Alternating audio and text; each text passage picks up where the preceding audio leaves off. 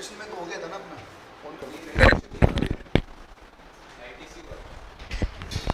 Registration वाला करवा दिया ना मैंने, अमेंडमेंट करवा दिया रजिस्ट्रेशन का, तो कौन हो गया। हरे कृष्णा बच्चों, हरे कृष्णा सबको। आइए अपनी क्लास को हम स्टार्ट करें। और लास्ट क्लास तक जो मैंने आपको अमेंडमेंट करवा दिए थे वो चैप्टर नंबर 7 तक के थे, और अब हमारे 3 चैप्टर बचे हैं। 3 में मेन तो आपका एक ही चैप्टर है जिसकी हम बात करेंगे अभी थोड़ी देर बाद में। तो पहले तो हम चलते हैं हमारे स्टैच्यूटरी अपडेट के ऊपर, जो भी स्टैच्यूटरी अपडेट आपका है। पता नहीं क्या क्या होता रहता है इस बोर्ड पे यार, अभी कैसे छोटा होगा।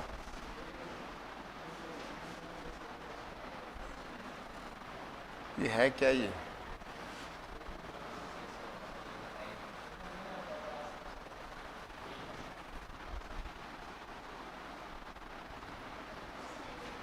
भैया मिनिमाइज कैसे होगा ये।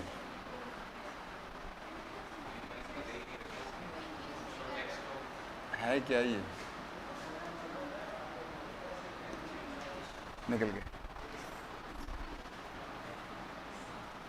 तो स्टैच्यूटरी अपडेट में आप जाएंगे, अगर टैक्सेशन के स्टैच्यूटरी अपडेट में आप जाएंगे तो वहाँ पर हमारा जो सेकंड वाला पार्ट था वो हमने पढ़ रखा था, स्टार्ट कर रखा था।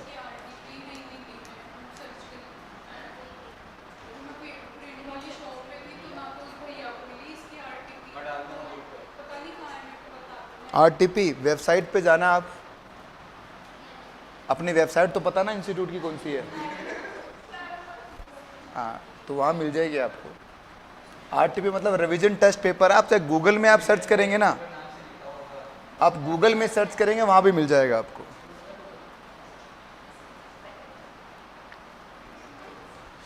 चलिए बच्चों, अब बात करते हैं अपन चैप्टर नंबर 8 की। चैप्टर 8 में छोटी छोटी 2-3 अमेंडमेंट्स आई हैं, उसकी हम बात करने जा रहे हैं। चैप्टर 8 हमारा कौन सा था? Tax invoice, credit note and debit note और ईबे बिल वाला। ईबे बिल में तो कोई अमेंडमेंट नहीं है। सबसे पहले हम बात कर रहे हैं ई इनवॉइसिंग की, जिसमें छोटा सा एक अमेंडमेंट आया है।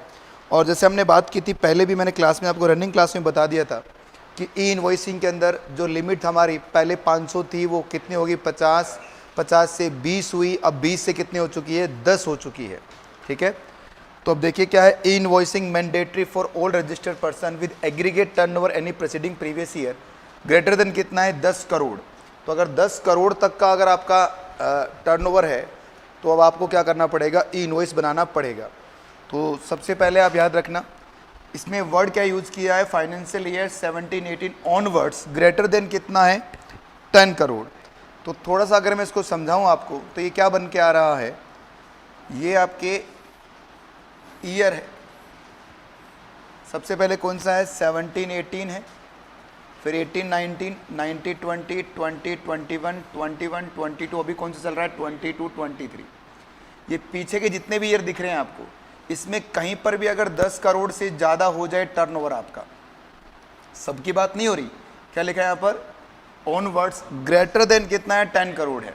तो इसका मतलब क्या हो गया? तो अगर 10 करोड़ से ऊपर हो जाए तो इस साल आपको क्या करना पड़ेगा? ई इनवॉइसिंग बनानी पड़ेगी। तो ये वही का वही है जो हम पहले पढ़ चुके हैं, बस लिमिट अब चेंज हो गई आपकी। तो अगर मैं आपको डाउनलोड्स में जाकर, कौन सा है भाई अपना? चैप्टर नंबर 8 पेज नंबर 5 पर अगर आप आओगे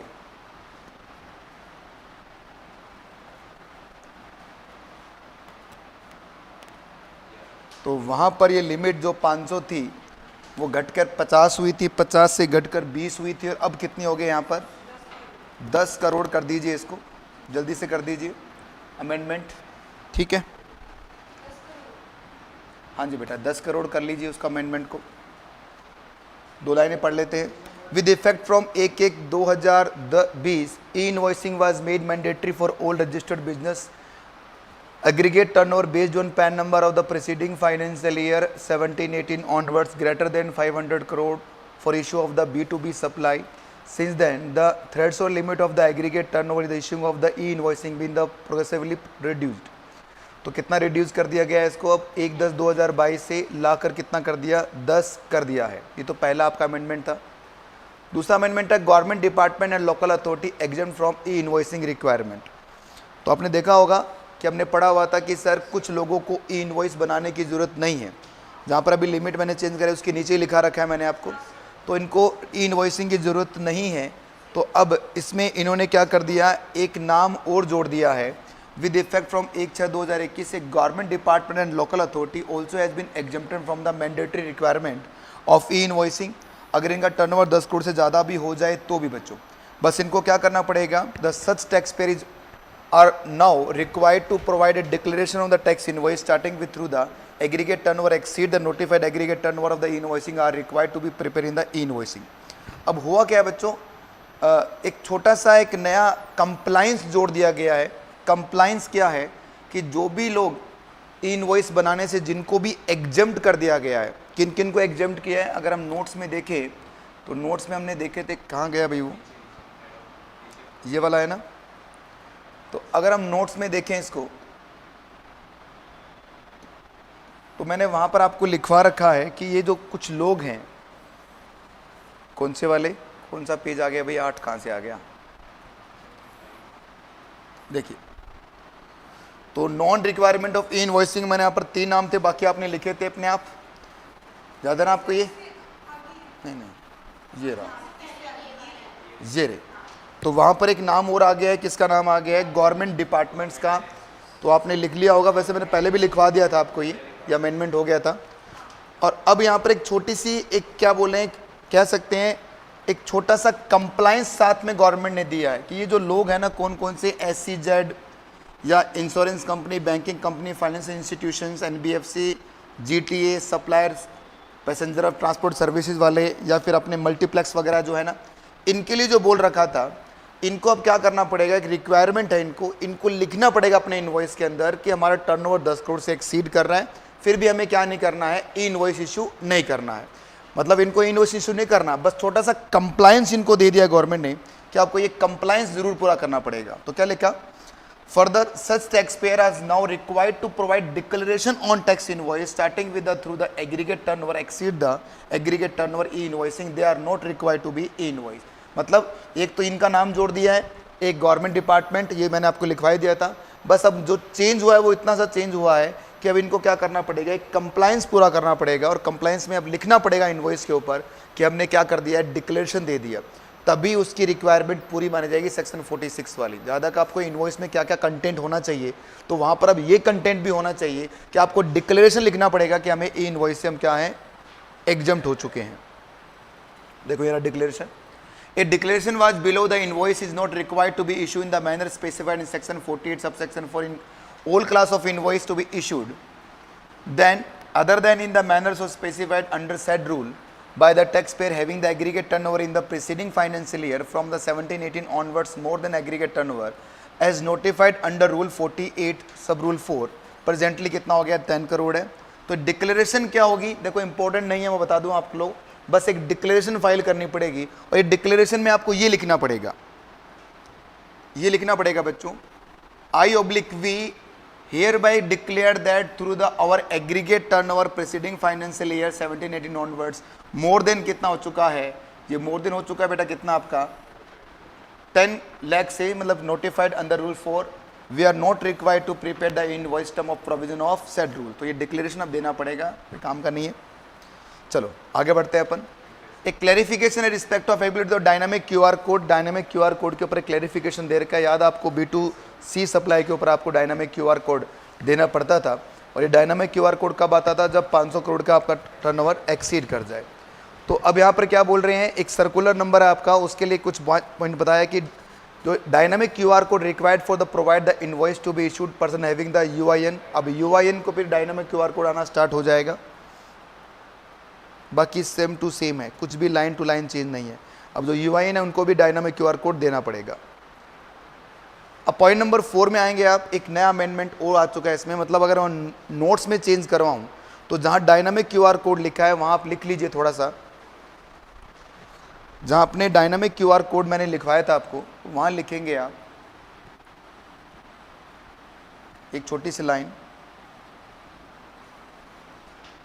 ये पॉइंट लिख दो बस, dynamic QR code required to be provide on invoice issued at person having a UIN।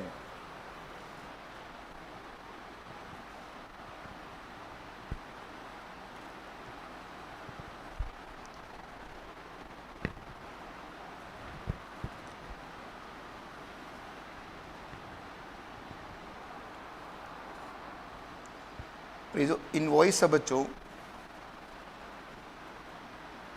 ये कौन सा होगा? B2C सप्लाई का होगा, B2C सप्लाई।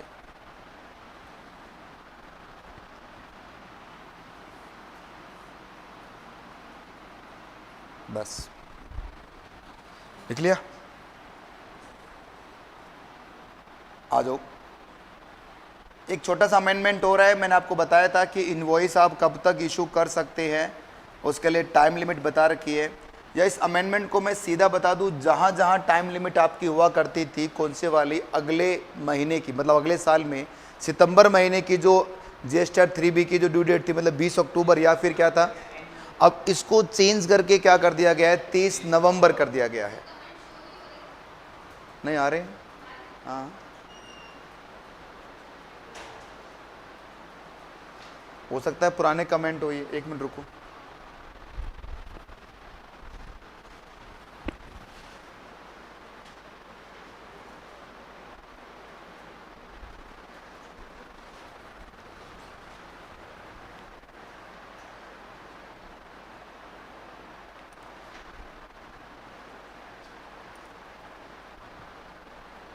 अब एक बार आप मैसेज कीजिए सब स्टूडेंट।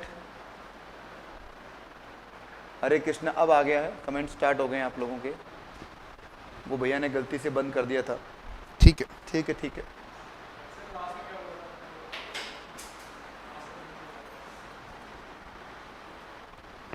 हाँ, मैं ये कह रहा हूं कि जहां जहां आपको रिक्वायरमेंट है टाइम लिमिट की पूरे GST के अंदर, उस टाइम लिमिट को इन्होंने क्या कर दिया है? Very good evening.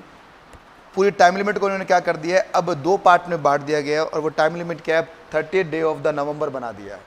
याद करो ना, हमने खूब पढ़ा हुआ यार। ये तो हम क्या पढ़ते थे, मैंने आपको क्या बताया था हमेशा, हर बार मैं कहता था जो टाइम लिमिट है आपका, टाइम लिमिट वो 2 में से अर्लियर हुआ करता था, या तो सितंबर की GSTR 3B या फिर कौन सा आता था आपका एनुअल रिटर्न, विच अर्लियर था ना। तो अब इसको हटा दिया गया है, हर जगह से हट गया है बच्चों, और इसकी जगह क्या आ गया है अब? 30th November of next financial year. जो अगले फाइनेंशियल ईयर का 30 नवंबर है वो आ गया है। रजिस्ट्रेशन वाले चैप्टर में TIP+B प्रोडक्ट की थ्रेशोल्ड लिमिट वाला अमेंडमेंट वापस बता दो। देखो पूजा, TIP+B जो प्रोडक्ट आपका, जो B नया जुड़ा है, अगर B में 90% ऐश ब्रिक यूज कर रहे हैं तो इसमें 40 लाख का अगर टर्नओवर एक्सीड करेगा तो अमेंडमेंट है। अगर ये 90% वाला नहीं है तो कितना देखना है आपको? 20% देखना है। ठीक है, मैं फिर बता दूं कि अगर 90% ऐश एंड मोर हो जाए, 90% ऐश और मोर हो जाए, तो उस केस में क्या होगा? 40 लाख का अमेंडमेंट आपको देख के चलना है, मतलब 40 लाख रजिस्ट्रेशन करवाओगे आप। अगर ये 90% से कम है या नॉर्मल ब्रिक वगैरह है तो उस पर कितना देखना है आपको? 20 लाख का हिट क्या रहेगा? टर्नओवर रहेगा रजिस्ट्रेशन के लिए। हो गया भाई? तो ये अमेंडमेंट जो आया है वो यही अमेंडमेंट आप देख सकते हैं। तो अब 30th ऑफ द नवंबर बना दिया गया है। In case of issue of the e invoice no requirement carry of the physical copy of the tax invoice. तो ई इनवॉइस के लिए क्या बोल रहे हैं कि आपको फिजिकल कॉपी साथ में ले जाने की जरूरत नहीं है भाई। In question which arose the consideration was whether carrying the physical copy of invoice compulsory during the movement of goods in the case where the supply have been issued the invoice. No requirement carrying the physical copy of the tax invoice case where the invoice has been generated by the supplier. तो एक छोटा सा इन्होंने कह सकते हैं कि sir एक अमेंडमेंट तो नहीं है, रिलैक्सेशन दे दिया है कि जब आपने ई इनवॉइस बना ही लिया है, जैसे आजकल देखते हैं ना आप रेलवे में आप कभी जाते हैं, सफ़र करते हैं, तो आपने ऑनलाइन टिकट करवा ली तो उसकी फिजिकल कॉपी की जरूरत नहीं है। वो खुद आपने देखेगा कि हाँ भाई सीट नंबर 25 पे आ गए क्या? हाँ आ गए। नाम भी नहीं पूछता आज को, नाम पूछा आ गया क्या? बस ठीक चला गया। तो इसका मतलब क्या हो गया? फिजिकल कॉपी की अब ज़रूरत नहीं है। क्यों ऐसे ज़बरदस्ती आप पेपर ख़राब करो? तो ये बना हुआ है, तो ये एक नया अमेंडमेंट कह सकते हो या फिर क्लैरिफिकेशन आ गया है। ठीक है, अब बढ़ते हैं बच्चों पेमेंट ऑफ टैक्स पे, जिसमें बड़े अमेंडमेंट्स आए हैं। मेन हमारा यही है आज की क्लास का। अभी तक के जो चैप्टर नंबर 8 के अमेंडमेंट थे वो कोई खास अमेंडमेंट नहीं थे, ये अमेंडमेंट काफ़ी बड़ा है। साइड स्क्रीन पे मत लिखिए, नहीं लिखेंगे बेटा, ठीक है, साइड स्क्रीन पे नहीं लिखूंगा, मैं ध्यान रखूंगा कि कहाँ तक कट रहा है वो।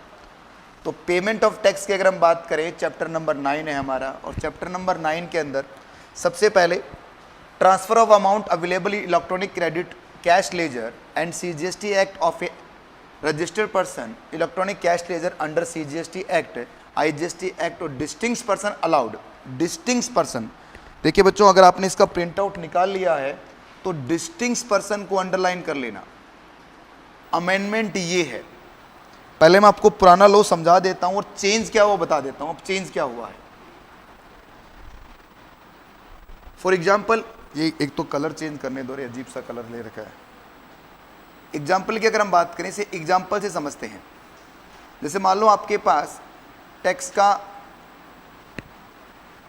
इंटरेस्ट का या पेनल्टी का या फिर लेट फीस, ठीक है, इन सब के कॉलम बने हुए हैं आपके। ये माइनर हेड है और आपका मेजर हेड कौन सा है बच्चों?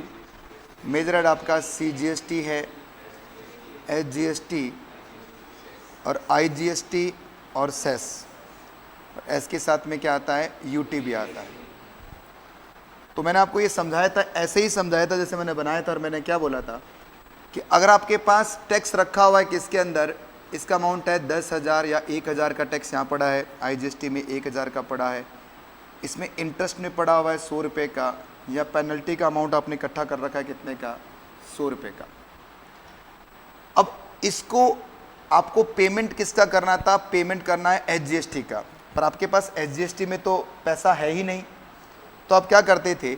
क्या इसको यहाँ पर शिफ्ट कर सकते थे क्या? आंसर इज यस, कर सकते हो। इसको भी शिफ्ट कर सकते हैं क्या? बिल्कुल आप कर सकते हो। क्या इन 100 रुपये या इस 100 रुपये को शिफ्ट कर सकते हो क्या? आंसर इज कर सकते हो। जब भी अमाउंट आपके पेमेंट लेजर में पैसा आता है वो PMT 06 चालान से आता है।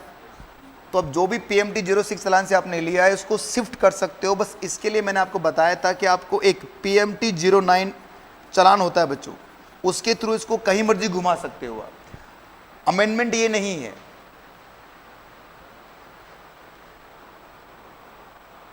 एक बार सारे लेजर वापस बता दो कैसे क्या क्रेडिट डेबिट होता है वो,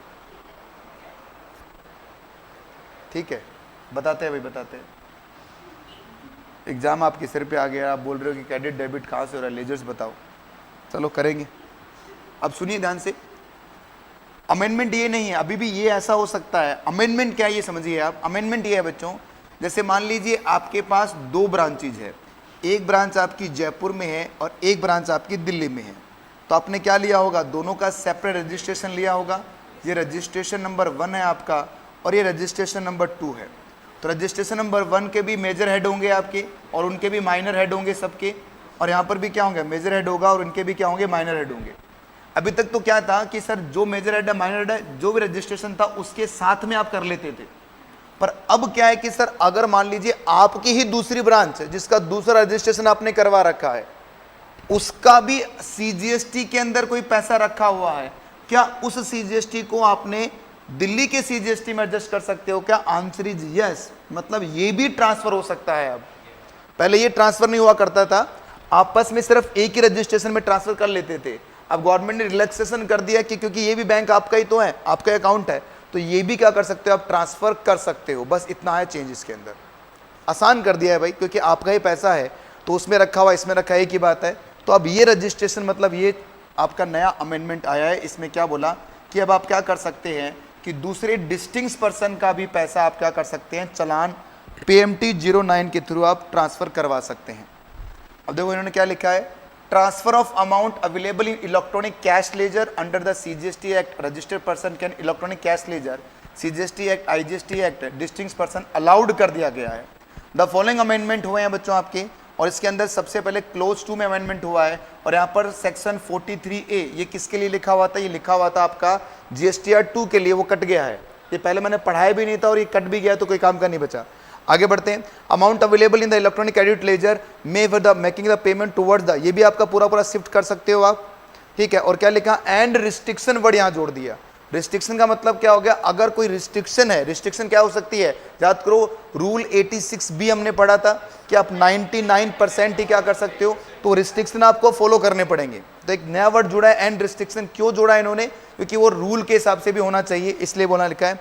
और सबसे मेन काम क्या है बच्चों, ये वाला है, ये पुराना था ऐसा का ऐसा ही नया है, बस फर्क क्या हो गया, इन्होंने क्या बोला है, a registered person on the common portal transfer of any amount of tax, interest, penalty, fees or any other amount available in electronic cash ledger under this act to be electronic cash ledger for IGST हो गया आपका, integrated tax in the central government CGST हो गया, और आगे क्या लिखा इसने, in the subsection 4 और the case में भी section 5 of section 25 मतलब distinct person है, in such form and manner subject to the condition and restriction as may be prescribed, and the such transfer shall be deemed to be the refund of the electronic credit ledger, sorry cash ledger, provided that no such transfer under clause B shall be allowed if the said registered person has any unpaid liability in electronic liability register। अगर आपके पास पहले से unpaid पड़ी हुई है तो आप ये ट्रांसफर नहीं कर पाएंगे, मतलब अनपेड का मतलब पुरानी लाइबिलिटी आपके पास पड़ी है।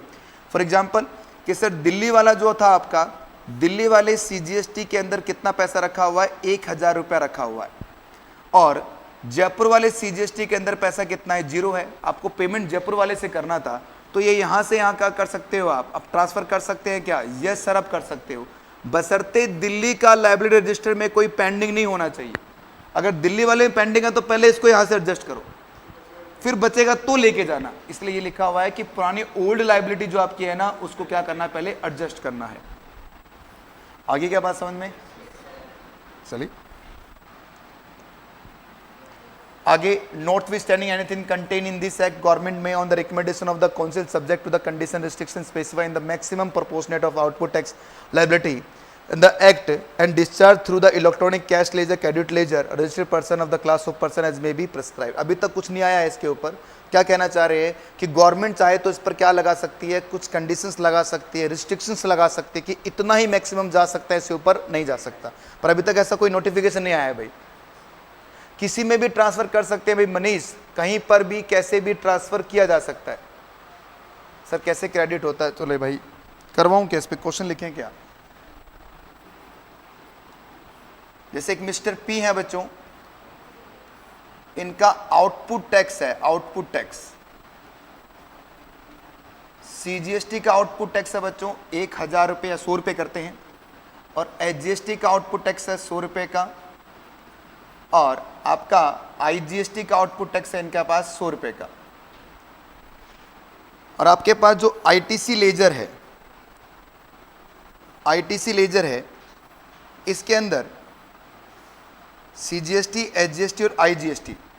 CGST में जो बैलेंस है बच्चों, जो आपके पास क्रेडिट हो रखा है,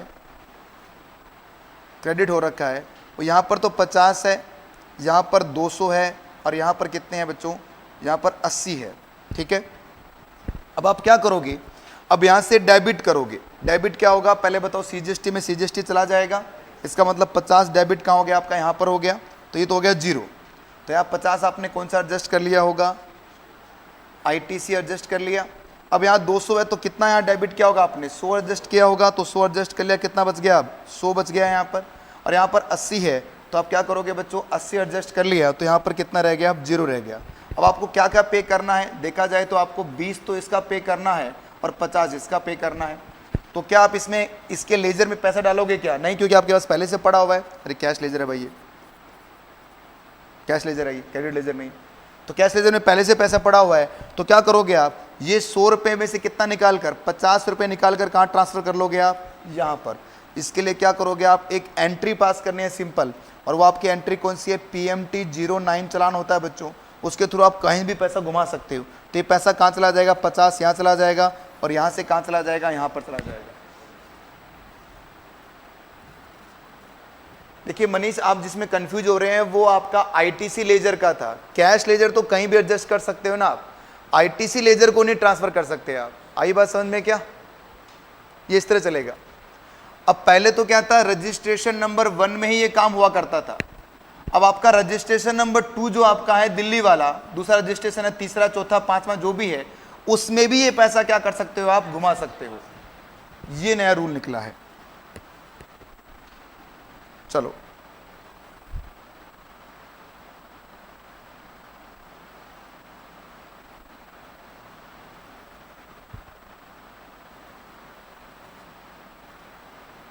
deposit in electronic cash laser, तो बहुत आसान सा एक नया अमेंडमेंट के नहीं कह सकते इसको आप, एक क्लैरिफिकेशन गवर्नमेंट ने और दे दिया है। याद करो बच्चों, हम हमारे जो कैश लेजर है उसके अंदर पैसा कहाँ कहाँ से ला सकते थे, कि आप क्या कर सकते, आरटीजीएस कर सकते थे, आप इसके अंदर क्या कर सकते, 10,000 तक आप ओवर द काउंटर पेमेंट करवा सकते थे, इसके अंदर आप ऑनलाइन बैंकिंग कर सकते थे बच्चों आपका। अब इसमें आईएमपीएस भी जोड़ दिया गया है, यूपीआई भी जोड़ दिया गया, मतलब आप फोन पे वगैरह ये भी सब कर सकते हैं। तो आप अब नोट्स पे जाएंगे और वहाँ पर सिर्फ जस्ट इसको अमेंड कर लेंगे। तो चैप्टर नंबर 9 के अंदर जो नया चेंज हुआ है वो ये हुआ है कि जो मोड ऑफ पेमेंट के अंदर आप चीज़ें ला सकते हैं वो आप कौन कौन सी ला सकते हैं भाई, तो इसको आप लिख लेंगे। पेमेंट ऑफ, कहाँ गया भाई वो, पेमेंट ऑफ टैक्स। तो पेमेंट ऑफ टैक्स के अंदर जो पैसा आता है बच्चों आपके पास, तो पैसा आप कहाँ कहाँ से आ सकता है इसके अंदर, तो ये लिखे है ना 4 पॉइंट, वहाँ पर एक 5वां पॉइंट और लिखिए आप, यहाँ 5वां पॉइंट और कौन सा आ जाएगा, 5th पॉइंट। बताओ भाई कौन सा है 5th पॉइंट, यूपीआई के थ्रू आ सकता है पैसा या फिर ओवर आईएमपीएस के थ्रू पैसा आ सकता है, ठीक है ना। इमीडिएट, अरे क्या कर रहे हो, चैप्टर पढ़ लिया आपने पूरा है, नहीं पढ़ा गया ये है इसके अंदर आपने, तो फिर ऐसी बातें क्यों कर रहे हो मेरे साथ में, तो वही है ये।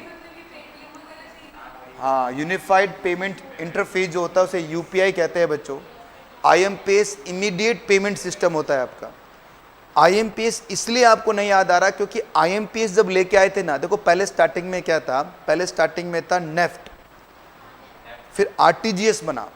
नेफ्ट के थ्रू आप ज़्यादा पैसे नहीं, पहले आरटीजीएस था, आरटीजीएस में बड़ा अमाउंट ट्रांसफर कर सकते थे। बैंकिंग सेक्टर इतना डेवलप नहीं था उस समय, ठीक है ना। आपको कोई एक अकाउंट से दूसरे अकाउंट में ट्रांसफर करना पड़ता था तो आपको बैंक की मदद लेनी पड़ती थी, बैंक में जाना पड़ता था, वहाँ फॉर्म भरते थे, मैंडेट फॉर्म जिसको बोलते हैं अपन, उसके थ्रू आप ट्रांसफर करते थे।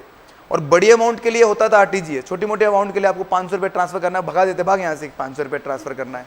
तो अब इस केस में क्या बना, फिर नेफ्ट बना, थोड़ी छोटी अमाउंट के लिए नेफ्ट बनना स्टार्ट हो गया, चार्जेस बहुत हाई थे उनके।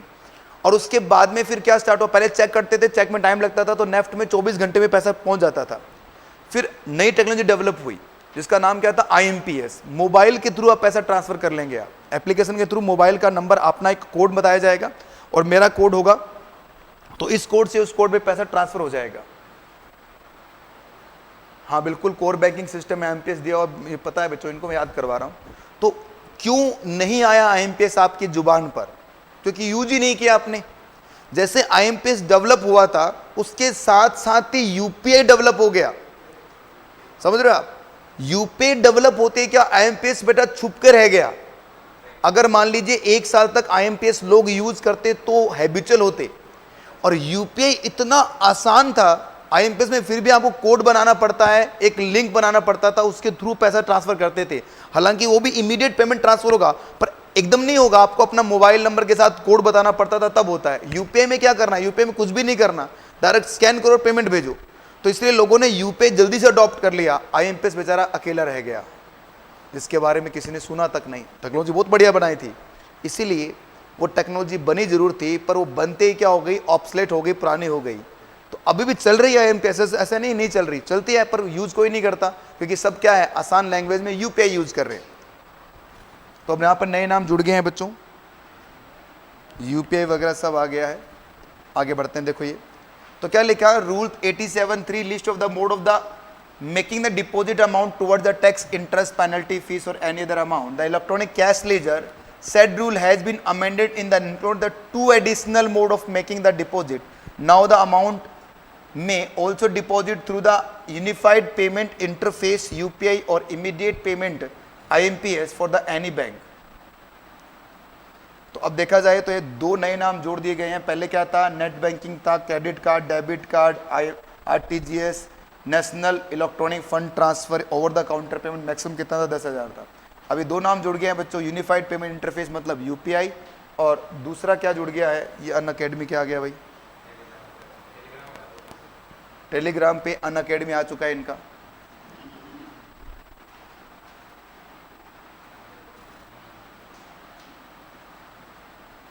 ठीक है, तो ये नया नाम जुड़ा है बस, और कुछ भी नहीं है, बाकी सब कुछ सेम टू सेम है बच्चों। ठीक है, आओ तीसरा अमेंडमेंट क्या हुआ इसके अंदर, levy of interest provided on the ITC wrongly availed and unlisted. तो सेक्शन 50 ये है मेन अमेंडमेंट जो चैप्टर नंबर 9 में हुआ है।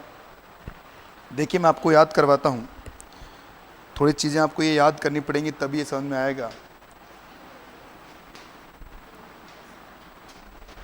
अगर मैं इंटरेस्ट की बात करूं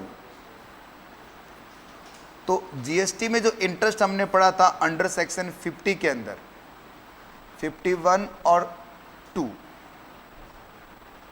अब एक नया सेक्शन रिवाइव हुआ है बच्चों वापस, सेक्शन 53 मतलब क्लोज 3 रिवाइव हुआ है। पहले जो इंटरेस्ट लगता था, अगर आपने या तो रिटर्न फाइल ही नहीं की है या फिर रिटर्न आपने लेट फाइल की है, ठीक है, तो उस केस में आपको 18% के हिसाब से इंटरेस्ट देना पड़ता था। हमने क्वेश्चंस भी किए थे इंटरेस्ट पेबल के, ठीक है, तो वो पुराना था। अब क्योंकि जीएसटीआर 2 हट गया है, जीएसटीआर 2 हटने के मायने क्या हुए, गवर्नमेंट ने पूरा काट दिया जीएसटीआर 2, जहां जहां इसके इम्पैक्ट थे खत्म कर दिए। तो पहले क्या था, मैचिंग और मिस मैचिंग कंसेप्ट जीएसटीआर 2 में लिखे गए थे, तो उसके बेस पर अगर मैच नहीं हुआ, क्रेडिट आपने ज़्यादा क्लेम कर लिया, कम क्लेम कर लिया, तो उस पर जीएसटीआर 2 के हिसाब से इंटरेस्ट लगते थे। और जीएसटीआर 2 कभी ऑपरेटिव हुआ ही नहीं था भाई, जिस दिन से उसको लेके आए थे उस दिन से वो साइड में बिठा रखा था कि वो तेरे को यूज करेंगे ना। कोई जब क्रिकेट खेलते हैं अपन तो एक खिलाड़ी को रख रहा होता है कि तेरे को बुलाएंगे, है ना, वो पानी पकड़ाता रह गया बेचारा, कभी ग्राउंड में आ ही नहीं पाया, और बाद में उसको बोला तू बाहर जा, तेरा काम ही नहीं बचा, तो उसको बाहर कर दिया। तो उसके साथ के जो कंसेप्ट थे मैचिंग मिस मैचिंग, वो भी उसके साथ बाहर हो गए। अब बाहर हो गए पर वो कंसेप्ट काम के थे, तो इन्होंने क्या किया, अब इसी के अंदर इन्होंने अमेंडमेंट कर दिया। तो जीएसटीआर 2B बन गया हमारा, जीएसटीआर 2A बन गया। 2B से क्रेडिट लेते हैं, A में अपडेट होता है, हमने बताया था, पूरी बात समझाई थी मैंने आपको ही। अब क्या हुआ, अब सेक्शन 50 जो आपका 3 था, मतलब सेक्शन 50 सब सेक्शन 3 इंट्रोड्यूस किया गया, और क्या बोला कि अगर किसी पर्सन ने गलत क्रेडिट ले लिया, आईटीसी गलत मिल गया और उसे यूटिलाइज भी कर लिया, दोनों काम हो गए। आईटीसी गलत लेना गलत नहीं है, उसे यूटिलाइज करना गलत है बच्चों। मतलब सोचिए, बहुत सारी चीजों पर आईटीसी नहीं मिलता, बहुत सारी चीजों पे नहीं मिलता। जैसे फॉर एग्जांपल आपने कोई सेक्शन 17 सब सेक्शन 5 का कोई भी ब्लॉक क्रेडिट यूज किया है तो उस पर आईटीसी आपको नहीं मिलेगा। अब नहीं मिलना चाहिए था, पर आपके अकाउंट में आ गया और आपने उसको अकाउंट में ले लिया, तो अकाउंट में लेने से कोई गलती नहीं है, ठीक है, चलेगा। बट अगर आपने उसे गलत यूटिलाइज कर लिया है तो फिर क्या हो गया, गवर्नमेंट आपसे सेक्शन 50 सब सेक्शन 3 के हिसाब से इंटरेस्ट चार्ज करेगी। जिस दिन से यूटिलाइज किया उस दिन से लेकर जब उसको रिवर्स करोगे उस दिन तक क्या देना पड़ेगा, आपको इंटरेस्ट देना पड़ेगा। इंटरेस्ट मैक्सिमम 24% हो सकता है, पर अभी फिलहाल रेट क्या कर रखी है गवर्नमेंट ने, 18% कर रखी है। मैक्सिमम 24 हो सकता है, पर फिलहाल रेट कितना कर रखा है, 18। पहले थोड़ा पढ़ते हैं, फिर इस पर हम एग्जाम्पल करके देखेंगे क्या है। देखो, section 50 provided the interest on delay payment of tax, subsection 3 the said section has been substituted retrospectively. क्यों सर, पुराना भी तो था, पर पुराने में क्या था, जीएसटीआर 2 के अमेंडमेंट हुआ करते थे, अब उसको हटा दिया है, तो उसको पूरा रीड्राफ्ट किया है। और क्या बोला इन्होंने कि सर सबसेक्शन 3 ये तो पुराना था, इसके अंदर सेक्शन 42 है जो आपका जीएसटीआर 2 का था, इन सब चीज़ों पर मैक्सिमम कितना था, 24, अभी भी यही है, पर ये सेक्शन हट गया है क्योंकि यहाँ पर सेक्शन 42 का रेफरेंस है जो जीएसटीआर 2 का रेफरेंस कर रहा था, इसको हटा दिया।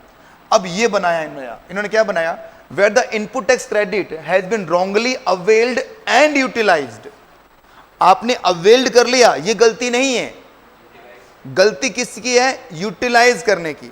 गली में क्रिकेट खेल रहे हैं बच्चे, एक बच्चे ने शॉट मारा, बॉल आपके घर में आ गई, ये गलती नहीं है आपकी, आ गई वापस दे दो, आपने उसे छुपा के रख ली, तो ये है गलती आपकी। अरे समझ में आपको ये कि सर आ जाने से गलती बट नहीं है, गड़बड़ कब होगा, जब उसे आप यूटिलाइज कर लेंगे। And utilise the registered person shall pay the interest on the such input tax credit wrongly availed of the unlisted at the such rate not exceeding कितना है, 24%। देखो मैं ये नहीं कह रहा 24% से लगेगा, ये कह रहे हैं मैक्सिमम कितना लग सकता है, 24%। पर अभी गवर्नमेंट ने कितना नोटिफाई कर रखा है इसको, देखो लिखा होगा, ये रहा तो लिखा हुआ है इसने 24% पर एनम, नोटिफिकेशन नंबर फलाना ढिमकाना, डेटेड ये वाले आपकी has been amended by the finance act 22 retrospectively with effect from इस डेट को, to reduce the rate interest under section 50 sub section 3 from 24% से कितना कर दिया 18% पर एनम। तो अगर एग्जाम में क्वेश्चन आता है तो आपको कितना करके आना है 18% के हिसाब से ही करके आना है। ठीक है बच्चों,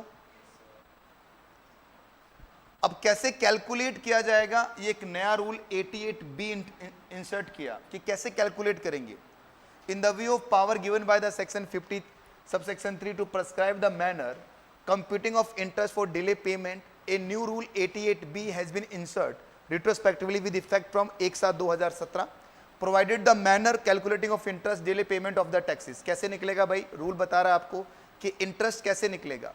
In case where the supply made during the tax period as declared by the registered person in return of the said period and the said return is furnished after the due date of accordance with the provision of section 39, मतलब return आपने late file की है।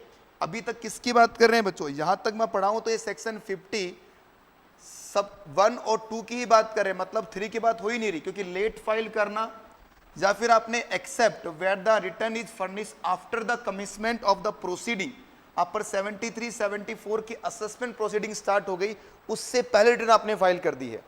देखो ना, दो चीजें हैं, मैंने आपको बताया भी था, डायग्राम बना के दिया था कि ग्रोस लायबिलिटी कब देखना है और नेट कब देखना है। याद है आपको, ये ग्रोस कब देखना होता है, जब लेट रिटर्न फाइल की थी आपने तो ग्रोस देखना है, पर आपने रिटर्न फाइल कर दी थी, बाद में क्या कर रहा है आपके अमाउंट में जोड़ा जा रहा है, तो आपने बड़ी गलती की है, तो वहां पर क्या देखना आपको, नेट लायबिलिटी देखनी थी। याद है ना आपको, ये तो सेम कंसेप्ट वही लिखा हुआ इन्होंने।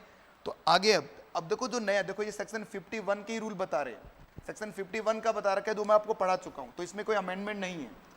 अमेंडमेंट कहां से स्टार्ट होता है बच्चों आपका, in other case interest payable कितना कितना होगा, ये सब बता दिया इसने। अब यहां से है, where the interest payable on the ITC wrongly availed and utilize in accordance with the section 50 subsection 3, the interest shall be calculated on the amount of input tax credit wrongly availed on the utilized for the period starting from the date of utilization, the such wrongly availed the input tax credit till the date of reversal। कहां से लेकर कहां तक, date of reversal तक ये चलेगा। Explanation बता रखे हैं रूल के। अब मैं इस पर एक क्वेश्चन आपको लिखवाना चाहता हूं कि सर किस तरह से ये कैलकुलेशन कैलकुलेट किया जाएगा, और इस पर आप मोस्ट इंपॉर्टेंट मार्क लेना बच्चों, क्योंकि ये एग्जाम में अच्छी तरह तैयार करके जाना, पूछा जा सकता है।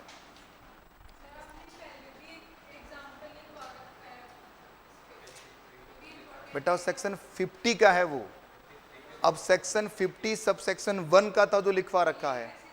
हाँ, ये तो इसमें कोई चेंज नहीं है। नया क्या आया है, 53 का रूल आया है नया। ये प्रोविजन ही लिखवा दो सर पूरा का पूरा। लो भाई, प्रोविजन लिखवा देंगे, कोई दिक्कत नहीं है।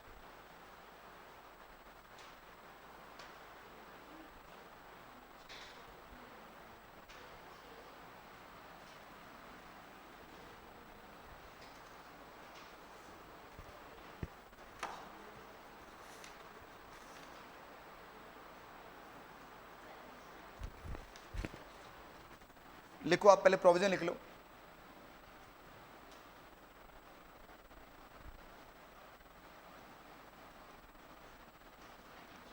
Interest on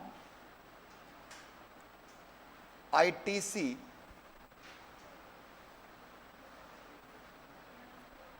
wrongly availed and utilized,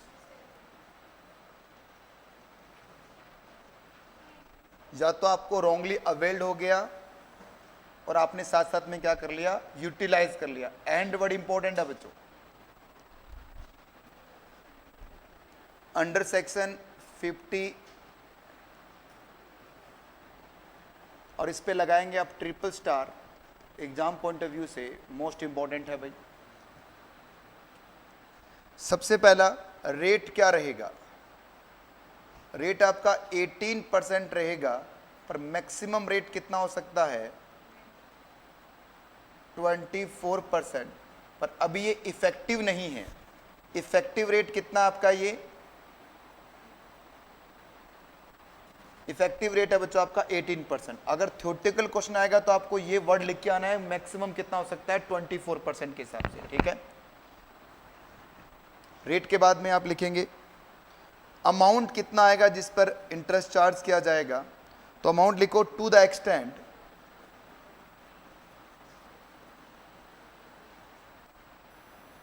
of amount of ITC wrongly utilize. देखो अगर आपके अकाउंट में आ गया है तो कोई दिक्कत नहीं है, पर इंटरेस्ट कब लगेगा, जब उसे क्या कर लोगे आप, यूटिलाइज करोगे तब इंटरेस्ट लगेगा। पीरियड कहां से स्टार्ट होगा,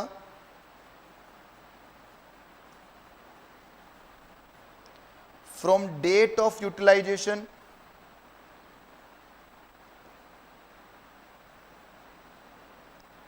डेट ऑफ यूटिलाइजेशन से स्टार्ट होगा बच्चों, टिल कहां तक जाएगा, डेट ऑफ रिवर्सल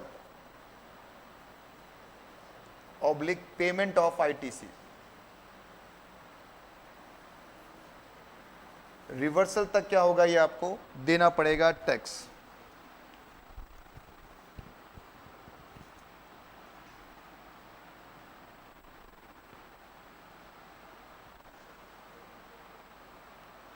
अब फ्रॉम डेट ऑफ यूटिलाइजेशन का मतलब क्या होता है ये हम समझते हैं बच्चों, इस पर डबल स्टार मार्क कर लेना।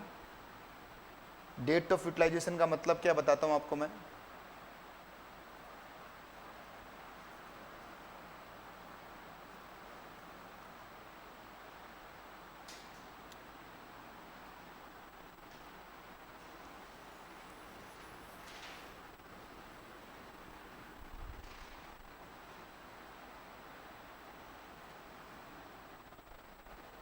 वापिस तो आ जाएगा ना ये,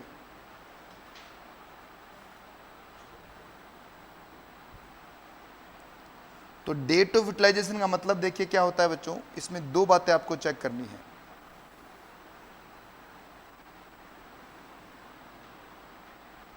पहले बात करोगे आप, if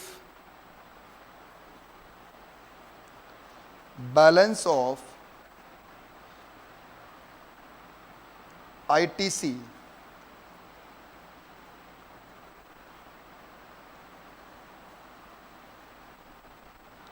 fall down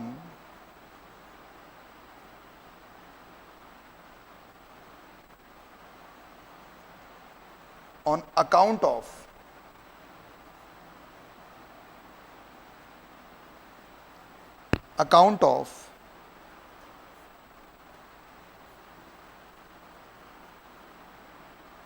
payment through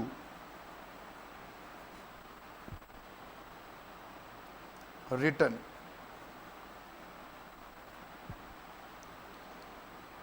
लिख लो, समझाता हूं अभी मैं। तो earlier of number 1 date of return, date of return, अरे यार दिख ही नहीं रहा, ये पूरा मैं अलग से लिखवाना पड़ेगा मुझे। पहले बताओ यहां तक लिख लिया ना आपने, तो फ्रॉम डेट ऑफ यूटिलाइजेशन का मतलब बता रहा हूं मैं आपको अलग से, हटा दूं इसको। देखो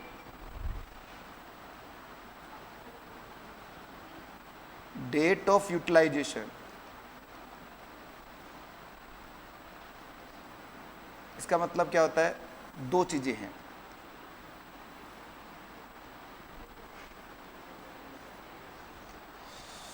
if balance of ITC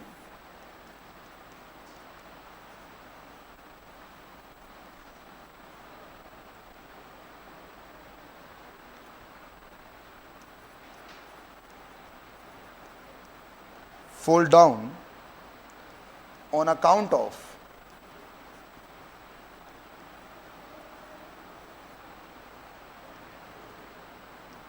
payment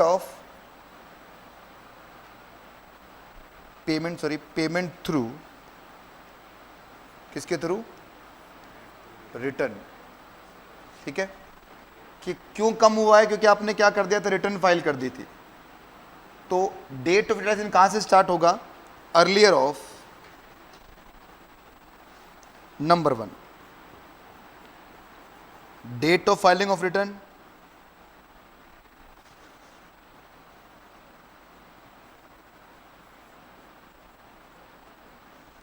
और नंबर 2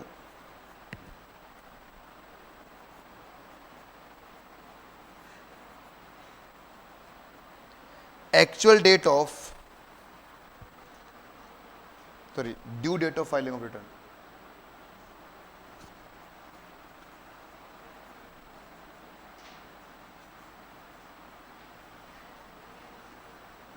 अभी लिख लो, मैं एग्जांपल से बिल्कुल क्लियर कर दूंगा एक एक चीज। दूसरा लिखना आपने कि if balance of ITC fall down, कम हो रहा है, किस वजह से, ऑन अकाउंट ऑफ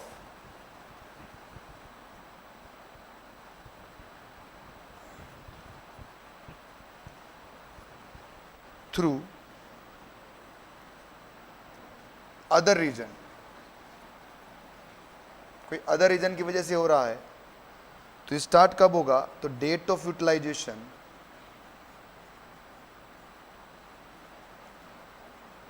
कौन सा माना जाएगा, is date of debit into e credit ledger, कि जिस दिन आपका ई क्रेडिट लेजर से डेबिट हुआ था उस दिन से डेट ऑफ यूटिलाइजेशन आपका माना जाएगा।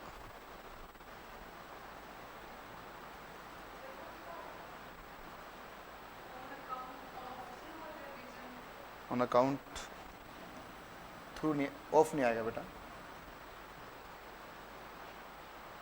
Through other reason.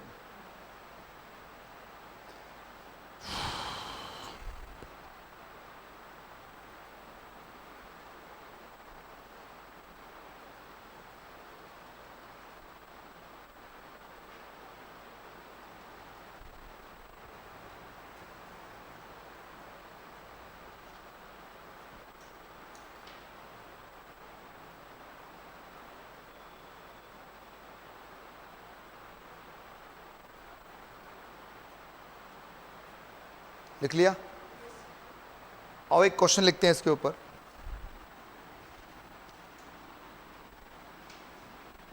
एग्जाम्पल, थोड़ा बड़ा एग्जाम्पल बनाना पड़ेगा मुझे, क्योंकि मुझे सारा का सारा पॉइंट समझाने हैं इसके अंदर। आपका एक इलेक्ट्रॉनिक क्रेडिट लेजर मैं बना रहा हूं, ठीक है। इसमें ओपनिंग बैलेंस है बच्चों, कैसे बनाए, यहां लिख देता हूं मंथ,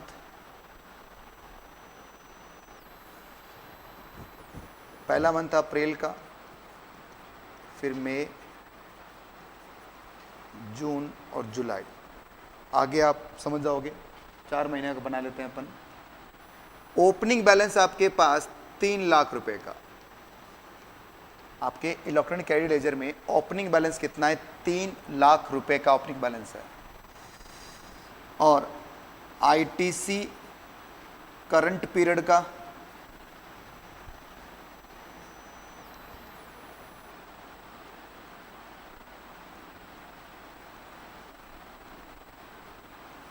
आपका 1 लाख का आईटीसी था करंट पीरियड का, मतलब इस महीने, कौन से महीने, जो आपका अप्रैल महीने का था, जो आपने गुड्स परचेज किया होगा, उसका आईटीसी कितना मिला आपको, 1 लाख का मिल गया। टोटल कितना बैलेंस हो गया, आप 4 लाख हो गया आपके पास, ठीक है। अब आपने टोटल आपके पास 4 लाख का हो चुका है बच्चों। इसके लिए आईटीसी आपका जो रॉन्गली आपको अकाउंट में आ गया, रॉन्गली अकाउंट में आया है, अवेल्ड किया आपने, रॉन्गली अवेल्ड, गलती से अवेल्ड हो गया, होना नहीं चाहिए था, गलती से आ गया, कितना आ गया बच्चों, 1 लाख रुपए का। तो इसे यूज नहीं करना था आपको, पर आईटीसी आपने यूटिलाइज कर लिया है। मेरी वॉइस वगैरह आ रही है क्या ऑनलाइन में? कुछ अजीब सा हो रहा है, ये हितेश अग्रवाल कुछ लिखे जा रहा है बार बार।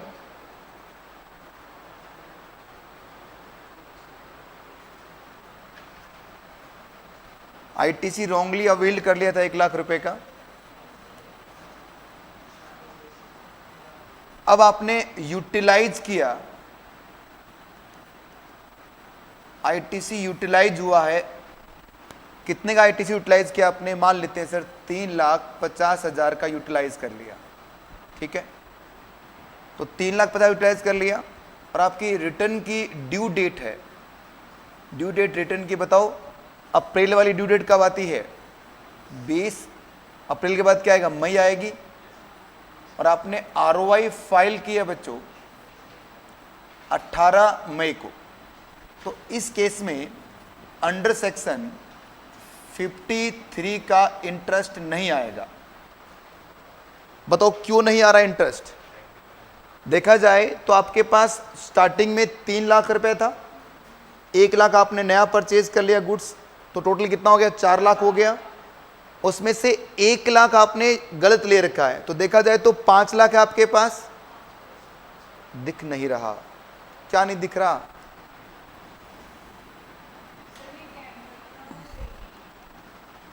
क्या नहीं है?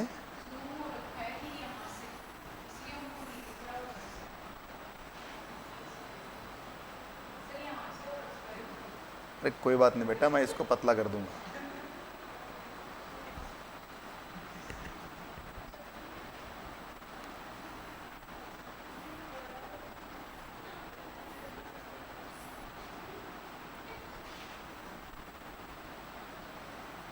अंडर सेक्शन 53 का जो इंटरेस्ट है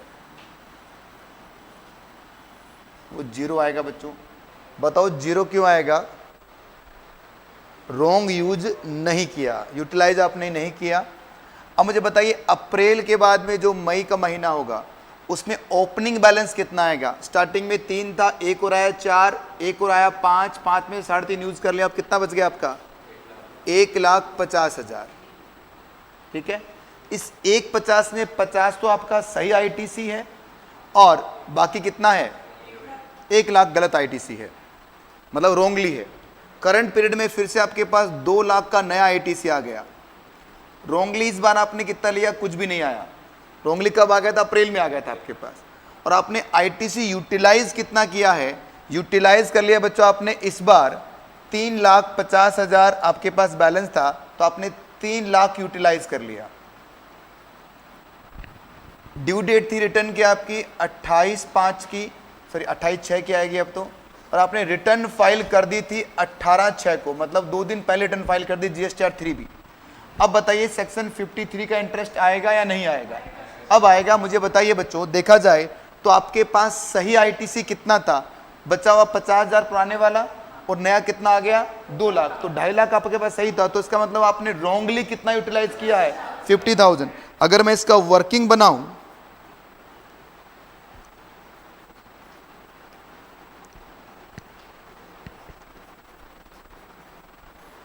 तो आपका रॉन्गली यूटिलाइज कितना हुआ है? कितना हो गया बच्चों? आपके पास अप्रैल महीने में कितना आ गया था? ये 1 लाख रुपए का आया था, जिसमें से यूज कितना किया आपने? यूटिलाइज हुआ है कितने का? 50,000। और कौन से महीने में यूज हुआ है? मई के महीने में। अब देखो मैंने क्या बोला था, अगर कोई बॉल आपके घर में आ गई है तो कोई दिक्कत नहीं है, पर यदि आपने उसको अपने पास रख लिया है, जिस दिन से आपने उसको चुरा लिया, मतलब अपने पास रखा, जैसे मान लो कोई गलती से मैं पेमेंट कर रहा था इनको और पेमेंट हो गया उनको, बैंक अकाउंट में मैं क्यूआर स्कैन कर रहा था, उसने अपना क्यूआर दे दिया और पेमेंट उनको हो गया। अब गलती से उनके पास पहुंच गया, ठीक है, गलती से पहुंच गया, पर अगर उन्होंने यूज कर लिया तब क्या होगा? गलती मानी जाएगी। अगर आपके पास आ गया तो गलती नहीं है, अगर आपने उसे यूटिलाइज कर लिया तो गलती है, तो इंटरेस्ट उसी दिन से स्टार्ट होगा। तो मुझे बताइए अब यूटिलाइज कब किया?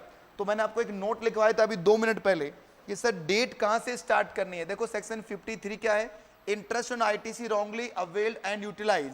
रेट क्या होगा? 18% इफेक्टिव रेट है। अमाउंट कितना है? To the extend of the amount of ITC wrongly utilized. Period कहां से स्टार्ट होगा? From the date of utilization से लेकर रिवर्सल तक।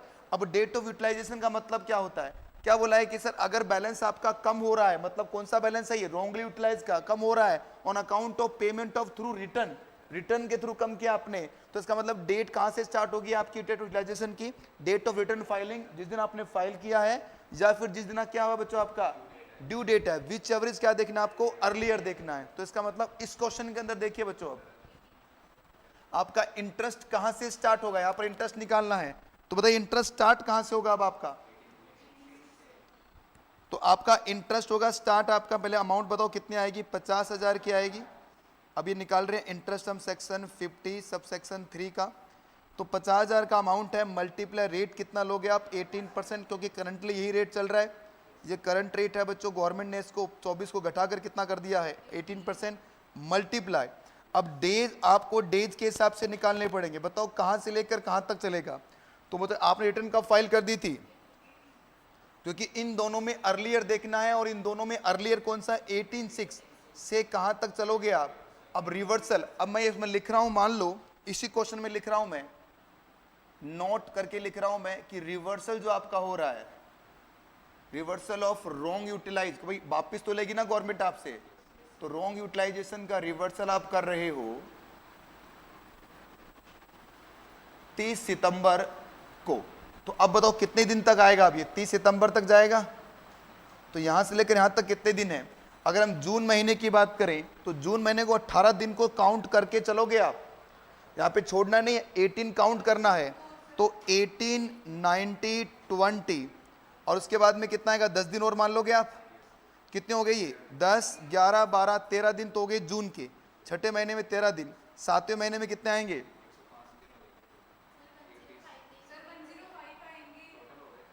तो सातवें महीने में आएगा 31, आठवें महीने में आएगा 31, नौवें महीने में कितना आएगा? 30 आएगा। तो कितने में टोटल आपके? 1045 हो गए क्या? 105 डेज। तो 105 का लगा दो इसमें इंटरेस्ट, तो ये आएगा 258।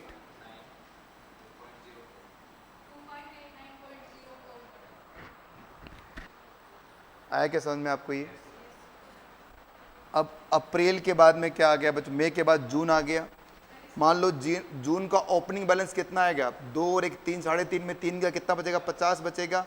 और ये 50 कौन से वाला है? रॉन्गली वाला ही बचा हुआ है।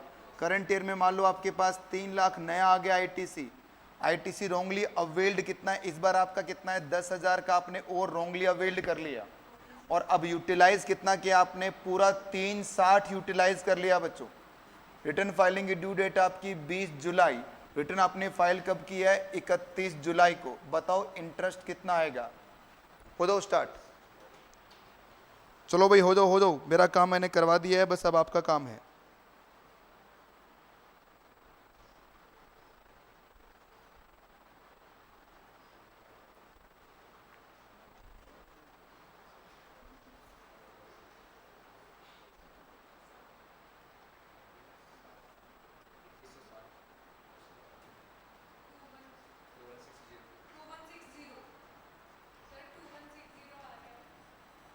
टू 2160 बता रहे हैं भाई, ठीक है। ऑनलाइन में सब बच्चों ने 2160 ही बोला है। कैलकुलेट करूँ या समझ में आ गया? हाँ भाई कैलकुलेट करके दिखाऊं क्या ऑनलाइन में स्टूडेंट? समझ में आ गया ना? इसी तरह आगे चलता रहेगा अब ये क्वेश्चन। तो सेक्शन 53 इंटरेस्ट वाला है, मोस्ट इंपॉर्टेंट है, मैंने पूरा लिखवा दिया है कि किस तरह से ये डेट निकलती है आपकी। कैलकुलेट करो सर, करते हैं भाई, ये भी कैलकुलेट करते हैं।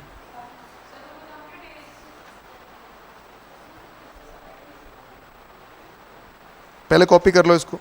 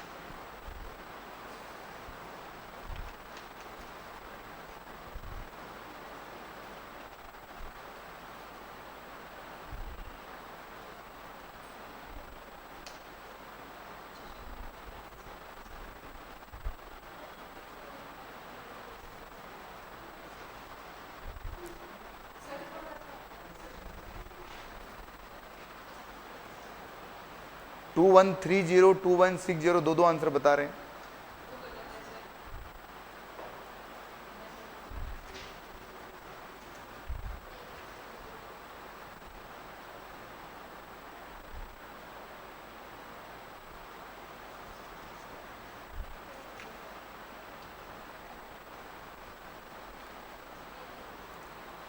लो भाई अगला कैलकुलेट करके देखते हैं। अगले में बताइए कि सर रॉन्गली एक तो आप पूरा का पूरा यूटिलाइज कर लेना, अपने बैलेंस आपके पास 0 बच गया यहाँ पर, तो इसका मतलब एक तो रॉन्गली कितना आपका ये 50 है और एक रॉन्गली कितना आपका ये 10 है, टोटल कितना हो गया 60,000 का रॉन्गली आ गया आपका जो आपने यूटिलाइज किया है 60,000 का।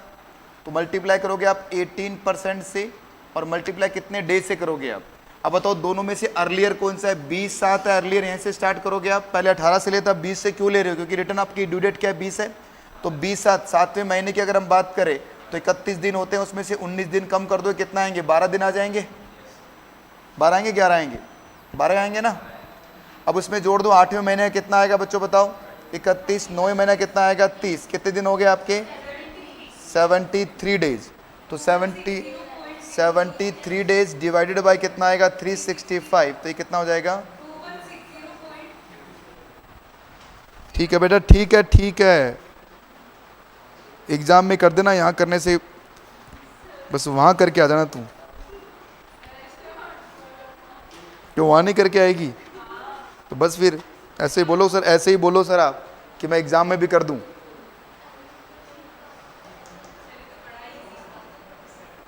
पूरा इनकम टैक्स तो जीएसटी इजी है बेटा, अगर आपने ध्यान से सुना है तो क्लास को। किसी भी दिन अगर आपको लगा कि मुश्किल है तो इसका मतलब हमने गलत पढ़ा दिया, क्योंकि इनकम टैक्स इतना आसान सब्जेक्ट है। बस दिक्कत क्या है बच्चों, आप उसको इतने सारे रूल्स है उसको कनेक्ट नहीं कर पाते। कहे कि तरीका है बार बार रिवाइज करना, तभी चीज़ें कनेक्ट होंगी, अदरवाइज दिक्कत आएंगी। क्योंकि बहुत सारे रूल्स हैं, हमने डे फर्स्ट से रूल लेने स्टार्ट किए थे और आज अमेंडमेंट क्लास चल रही है हमारी, उसमें भी नए नए रूल्स आते ही जा रहे हैं। अगर आपने एक भी दिन रट लिया तो इसका मतलब आप गलत ट्रैक पे हो, इनकम टैक्स रट तो सकते ही नहीं आप। कल वाली क्लास अपलोड नहीं हुई, क्या है करते हैं ये लोग यार। हो गई, बता रहे हैं बच्चे हो गई भाई, कल की क्लास भी अपलोड।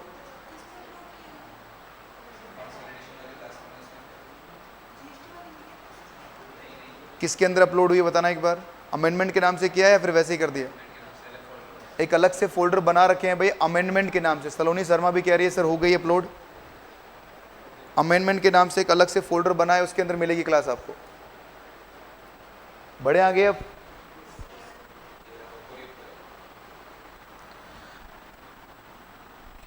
चलिए, clarification regarding the utilization of amount available in electronic credit ledger and electronic cash ledger for payment of tax and other liabilities।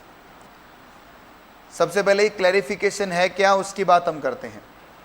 पहला इशू क्या है बच्चों, मैं आपको बता दूं, ये जो हम पढ़ने जा रहे हैं ये फाइनल लेवल की बातें हैं, ये डिमांड और सप्लाई की बातें कर रहे हैं। अब बिल्कुल 20 तारीख से काउंट करेंगे बेटा। देखो ना आप ये देखो कहां से बोल रहा है, ये खुद ही कह रहा है कि सर कहां से स्टार्ट किया जाएगा।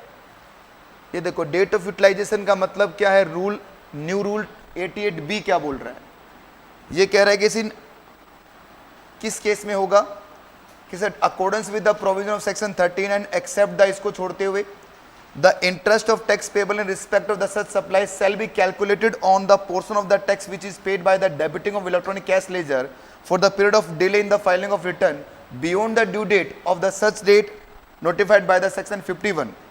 इन अदर केस के केस में क्या होगा, इंटरेस्ट कहां से कैलकुलेट करोगे आप, ये हमारा कौन सा था सेक्शन 51 और रूल किस में लिखा है 2 के अंदर, where the interest is payable account of ITC wrongly availed utilize of accordance with the section 53 के अंदर interest shall be calculate on कहां से, amount of input tax credit wrongly availed and utilize for the period starting from, कहां से होगा date of utilization से। देखो साफ लिख दिया, पीरियड स्टार्ट कहां से होगा, for the period starting from the date of utilization of the and the such wrongly availed input tax credit till कहां तक बच्चों,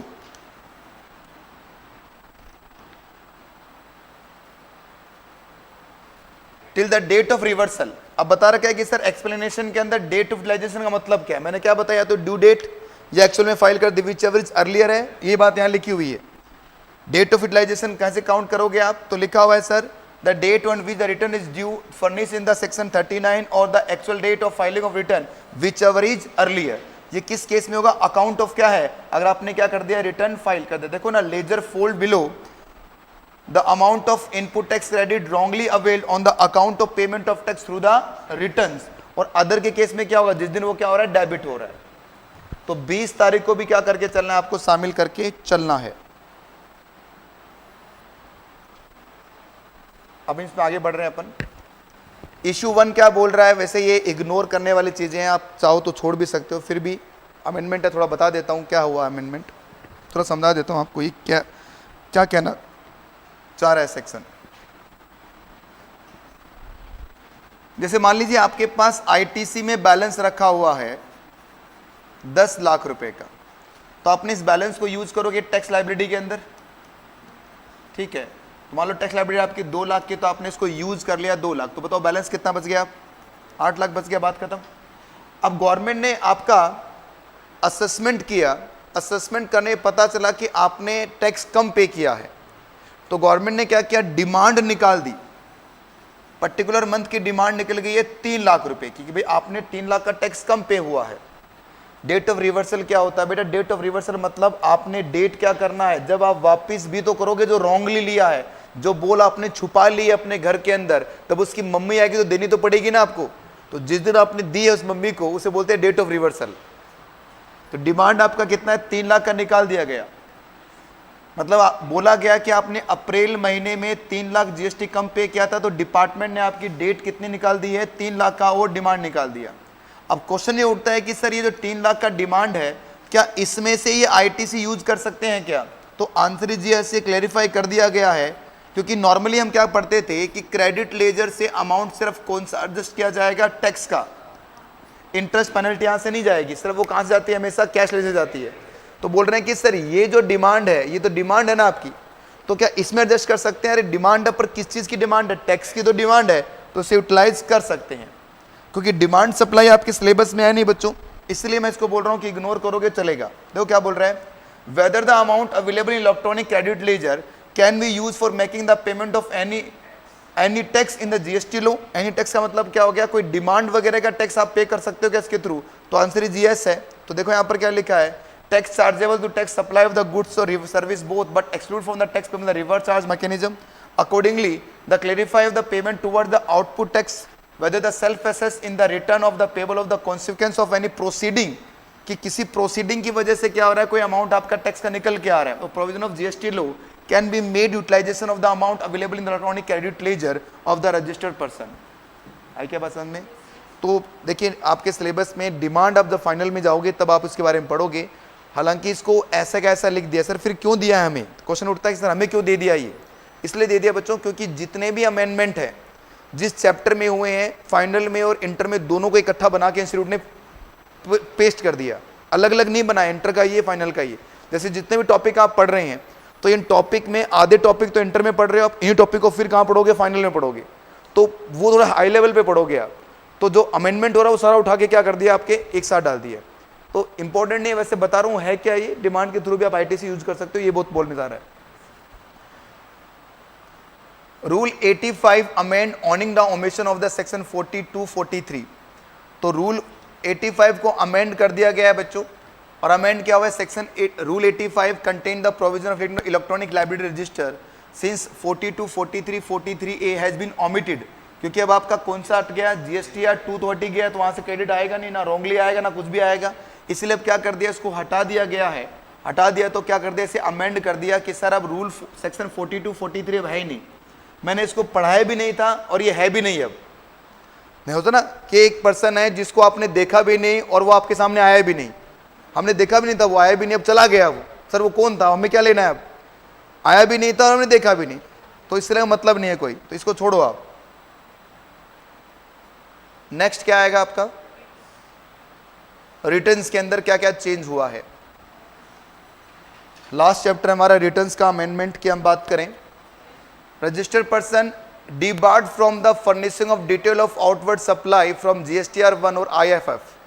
डिबार्ड का मतलब क्या है? रोक दिया जाएगा कि आप क्या नहीं कर सकते, अपनी GSTR1 फाइल ही नहीं कर सकते। कब फाइल नहीं कर सकते? सेक्शन देखो, इस पे इंपॉर्टेंट मार्क कर लेना भाई, इंपॉर्टेंट है ये, अगर आपने इसका प्रिंट आउट निकाल लिया है तो अच्छा पॉइंट है ये। A registered person shall not be allowed to furnish the detail of outward supply from GSTR1 if is not furnish the return of GSTR3B of the preceding month. बहुत important point बोल रहा है। ये क्या बोलना चाह रहे हैं बच्चों कि अगर आपने पुरानी रिटर्न GSTR3B फाइल नहीं की है तो क्या होगा, आप अपना GSTR1 फाइल ही नहीं कर सकते। मतलब पहले क्या था? पहले ये रूल नहीं था बच्चों। पहले क्या बोल रहे थे कि पुरानी रिटर्न फाइल करोगे तभी आगे रिटर्न फाइल करने दी जाएगी, तो वो भी नोटिस आएगा तो है।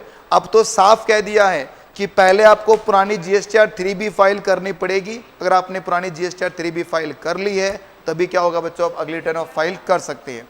मतलब डिबार्ड कर रहे हैं आपको, GSTR1 फाइल नहीं करने देंगे अगर आपने क्या नहीं की, पुरानी पिछले साल की GSTR1 फाइल अगर नहीं की। A registered person opting for QRMP scheme shall not be allowed to the furnish in the detail of outward supply for GSTR1 or using the IFF if is not furnish the return of GSTR3B for proceeding tax period। मतलब sir अगर इन दोनों को एक साथ लेके बताऊं मैं तो देखो, आप या तो QRMP स्कीम में होंगे या नहीं होंगे। या तो आप QRMP स्कीम के अंदर है, तो QRMP स्कीम में क्या होता है बच्चों, क्वार्टर एंड होने पर उसके अगले या तो 22 या 24 को रिटर्न फाइल करोगे GSTR3B।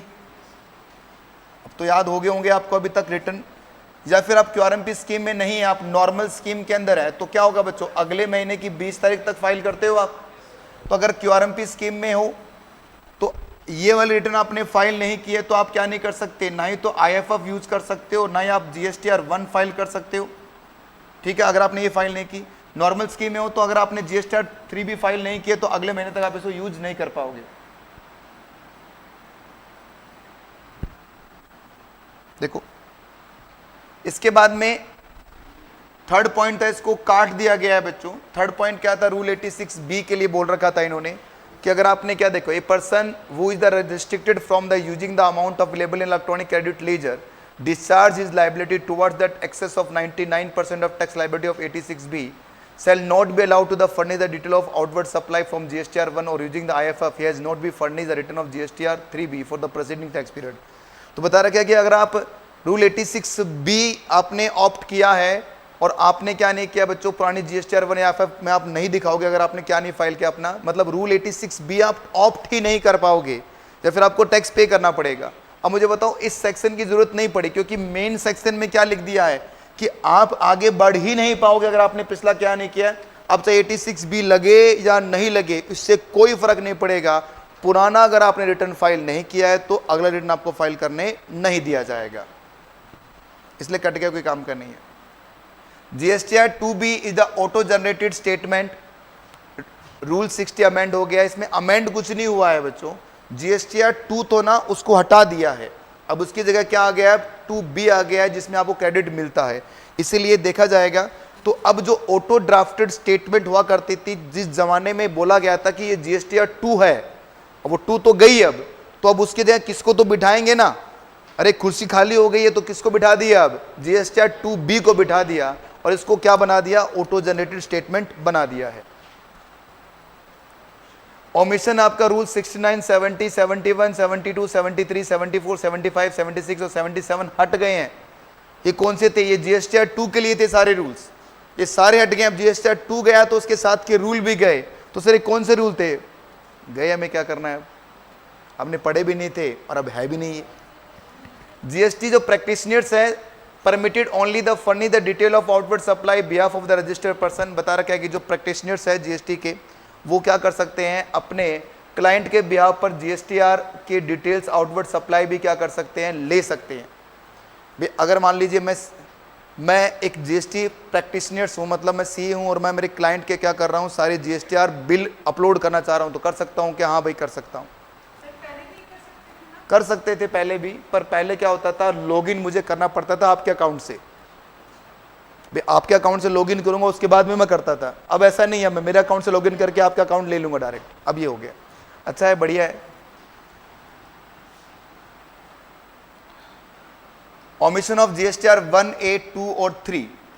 अब 1A 2 और 3 सबको काट दिया गया है बच्चों। पुराने जमाने में जब नया नया टैक्स लेके आए थे तो उस जमाने में जीएसटीआर 1A हुआ करता था। याद करो, मैंने एक पॉइंट आपको क्लास में डिस्कस भी किया था कि सर 1 से लेकर 10 तारीख तक क्या चलता है आपका जीएसटीआर 1 का टाइम होता है। फिर उसके बाद में 11 से लेकर 15 तक क्या रहेगा, जीएसटीआर 2 का टाइम रहेगा। फिर बाद में 15 और 17 के बीच में किसका टाइम चलता है, 1A का टाइम चलता है ऑटो पॉपुलेट करने के लिए। ये उस जमाने का था और वो बस बताया गया था ऐसे ऐसे होगा, है ना। कहानी बताते ना, वो बहुत बड़ा राक्षस आएगा, उसके बड़े बड़े दांत होंगे, उसके बड़े बड़े बाल होंगे, और सबने वो कहानी सुन रखी थी और हमने भी आपको वही कहानी सुनाई कि ऐसे ऐसे होगा बेटा। और वो राक्षस आया भी नहीं और बता दिया राक्षस है ही नहीं, तो वाली कहानी हुई है। तो अब ये क्या हो चुका है, ये चीजें सब खत्म हो गई है। जीएसटीआर 3 खत्म हो गया, ये बेचारा कभी इफेक्टिव हुआ ही नहीं था। इसकी जगह पहले दिन से क्या लेके आए थे, जीएसटीआर 3 भी लेके आए थे। जीएसटीआर 2 कभी इफेक्टिव हुआ ही नहीं था, 1A कभी इफेक्टिव हुआ ही नहीं था, और अब क्या कर दिया, ये जन्म से पहले इनको मार दिया गया। Amendment carried out by the Finance Act 22 in section 37, 38, 39, 41, 42, 43, 43A, 47, 48, 52, ये इतने सारे सेक्शंस में अमेंडमेंट है। और अगर आप अमेंडमेंट को देखें तो इतना ही अमेंडमेंट है बेटा, जहाँ जहाँ जीएसटीआर 2 का नाम लिखे गए हैं उन सब को काट दिया गया है। और अब नया रूल क्या बना के दिखा दिया इन्होंने कि सर जो जीएसटीआर, देखो क्या लिखा है सेक्शन 37 के अंदर, एवरेज रजिस्टर्ड पर्सन कौन सा फाइल करेगा, आउटपुट सप्लाई की डिटेल फाइल करेगा। तो जितना उसके पास कंडीशन रिस्ट्रिक्शंस है, मतलब 86B वगैरह को यूज़ करना पड़ेगा उसको, and shall be subject to condition and restriction within the manner as may prescribe. तो कंडीशन रिस्ट्रिक्शन लगा रखी है, वो आपको फॉलो करनी पड़ेगी। पहले ये वर्ड नहीं थे बच्चों, कंडीशन रिस्ट्रिक्शंस, तो इसका मतलब क्या हो गया, अब ये वर्ड जोड़ दिए कि गवर्नमेंट है अगर क्या कंडीशन रिस्ट्रिक्शन लगा दिए तो वो लग जाएगा। अमेंडमेंट कहाँ सर करें, इसको कोई अमेंडमेंट नहीं करना है बच्चों, बस इसको दिमाग में पढ़ लो और छोड़ दो, क्योंकि आपके काम का नहीं बचाइए, ठीक है। थोड़ा सा जो काम का है वो थोड़ा बता देता हूँ मैं, ये सब छोड़ सकते हो आराम से आप। और डेट आपकी जो मैक्सिमम डेट कितनी थी उसको भी 30 सितंबर कर दिया गया है। ये थोड़ा सा यहाँ पर ये जो लिख रहे हैं ना, ये वाला पॉइंट ये रहा। अब इन्होंने क्या बोला कि सर अगर आपने किसी पर्सन से सामान खरीदा है और जिस पर्सन को हम क्या बना रहे हैं, हम डीलिस्ट कर रहे हैं। जैसे मान लीजिए आपने सामान खरीद लिया मुझसे और मैंने अपनी जीएसटीआर फाइल नहीं की थी या फिर 3 टैक्स गवर्नमेंट को पे नहीं किया, तो मेरा जो जीएसटी नंबर होगा उसको डीलिस्ट कर दिया जाएगा।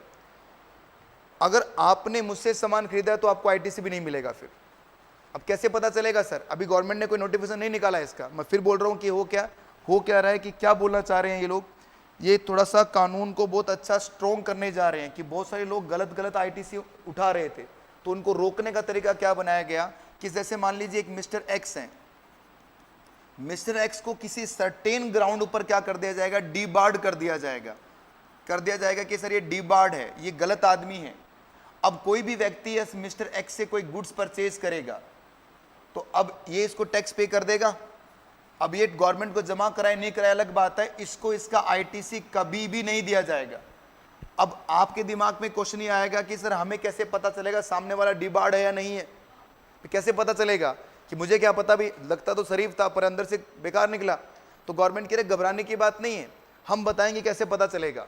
आप जैसे ही उसका नंबर लिखोगे पता चल जाएगा, या कुछ ऐसे टर्म्स बताएगी, अभी तक कुछ बताया नहीं है गवर्नमेंट ने, पर कुछ कंडीशंस ऐसी बताएंगी गवर्नमेंट ने पहले से ये प्लान कर रखा है कि हम क्या करेंगे, कुछ लोगों को डीबार्ड कर देंगे। अगर आपने उससे सामान खरीदा है तो क्या नहीं होगा, उसका आईटीसी आपको नहीं मिलेगा। तो ये कौन कौन से लोग हो सकते हैं उसकी बात यहाँ बता रखी है। देखिए बच्चों, ये रे वो लोग, देखो पहले थोड़ा पढ़ते हैं।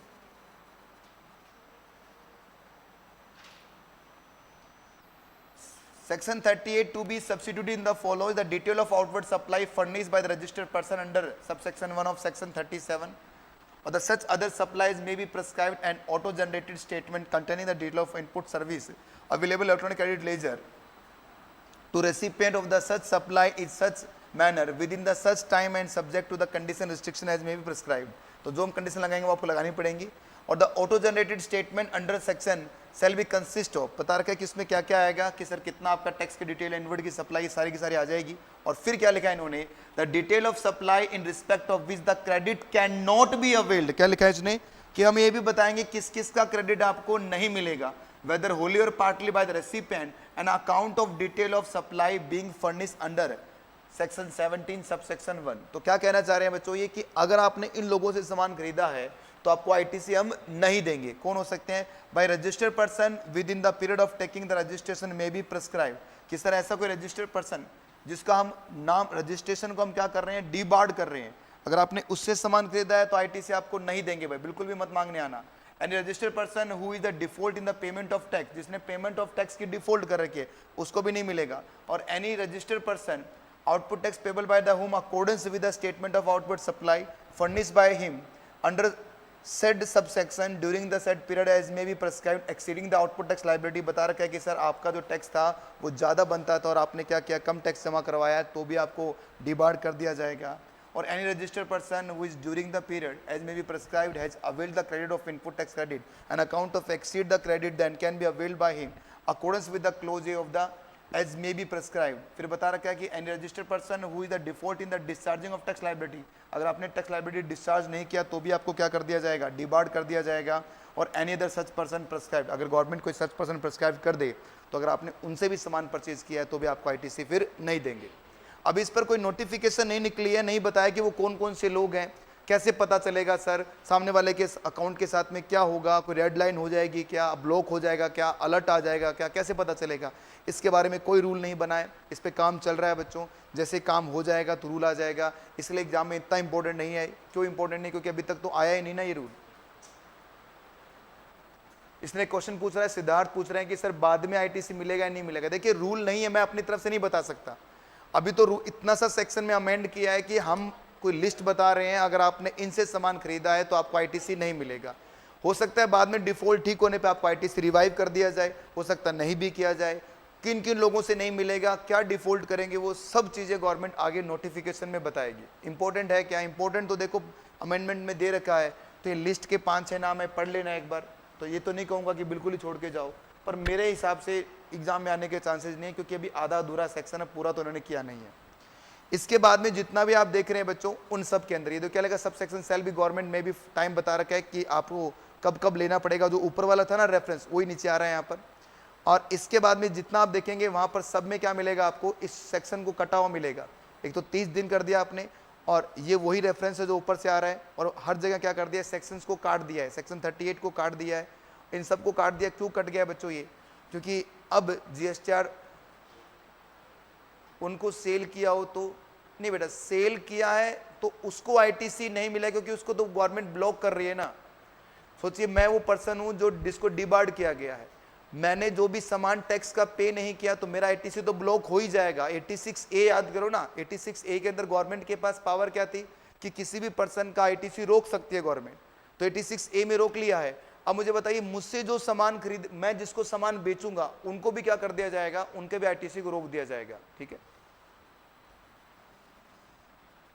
इसमें भी सेक्शन के नंबर सेक्शन 38 को काट दिया है बच्चों। ठीक है, और सेक्शन 52 का भी रेफरेंस और वहाँ लिख भी दिया है कि सर ये प्रोविजन सब कहाँ डिस्कस करना है फाइनल लेवल पे। तो कुल मिला के अगर मैं सिंपल लैंग्वेज में कहूँ तो इस चैप्टर के अंदर जो चैप्टर नंबर 9 में हमने जो इंटरेस्ट कैलकुलेट करना सीखा है, वहाँ से एग्जाम में क्वेश्चन आने के 100% चांसेस हैं।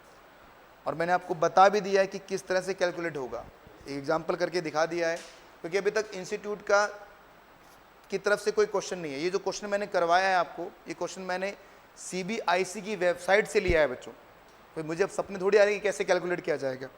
तो जितने भी क्वेश्चंस हैं, जो भी क्लैरिफिकेशन आता है, वो सीबीआईसी की वेबसाइट पे आते हैं और वहाँ पर वो विद एग्जाम्पल क्लैरिफाई करके देते हैं कि भाई ऐसे अब काम किया जाएगा। तो ये एग्जाम्पल मैंने वहीं से कॉपी किया है, मतलब आइडिया वहीं से मिला मुझे कि इस तरह से ये कैलकुलेट किया जाएगा। तो हमने क्वेश्चन बनाया है।